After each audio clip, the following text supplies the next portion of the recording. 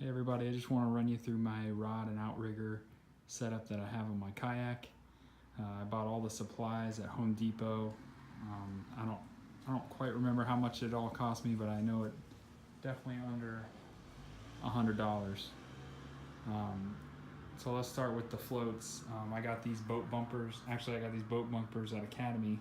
They were 20 bucks a piece. They're probably the most expensive thing on the setup to get. I got the black ones because I wanted to paint the PVC black, so that way it'll look nicer on the kayak.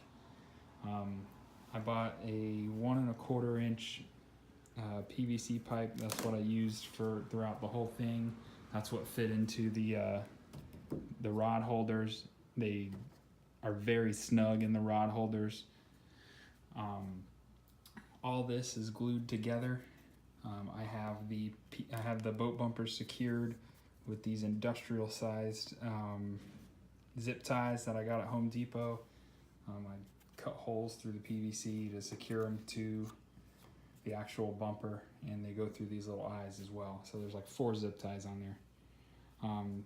Like I said, all these are glued together with like PVC, cement, and primer. This 45-degree elbow is not glued. I've got this pin in here so that way I can take it off anytime I want to. And I also got another pin right here so I can take this whole arm off if I don't want to use them.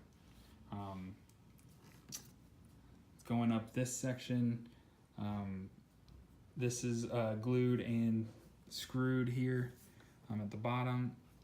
Now in the rod holders, they're just in there. They're really snug, and it was really hard to kind of fit them in there. And it doesn't seem like they're going anywhere. So they're not glued or secured down anywhere yet. I haven't had any issues with them popping out or anything like that. So for right now, I'm just gonna leave it like that. I've got a T section up here where I can put a rod, and then I have 2 cross sections here where I can put 2 more rods, and then I can put another rod on the end. So, or you can put your net or anything like that. So you've got a lot of room. You got a lot of options for holding your rods or nets or poles or anything like that.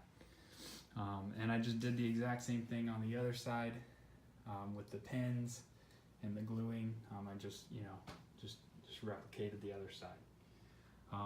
Now, before I glued it all together, I did test it out to make sure it worked well. I tested it out in the pool. Once I figured out where these sat on the water and that they were at the appropriate height, you definitely want to figure that out before you start gluing stuff together to make sure that this doesn't go too far into the water or it's not low enough to hit the water. So make sure you test it out before you actually glue it all together. But after I glued it all together, I went on a test run, took it out, did some fishing, and it worked out really well. I could stand on it the whole time. I actually tried to flip it and I couldn't. I'm pretty sure I could flip it if I really wanted to, but it works really well. So yeah, I'll put kind of like the supply list down below. All my measurements, I'm gonna leave that up to you because that all depends on your boat. The only problem that I have with these is that they sit a little forward, so they do kind of interfere with paddling when I paddle a little bit, but it's not that big a deal.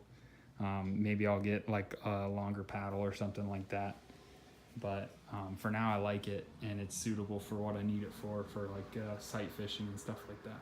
So if you have any questions, throw them down below and I'll try to answer them.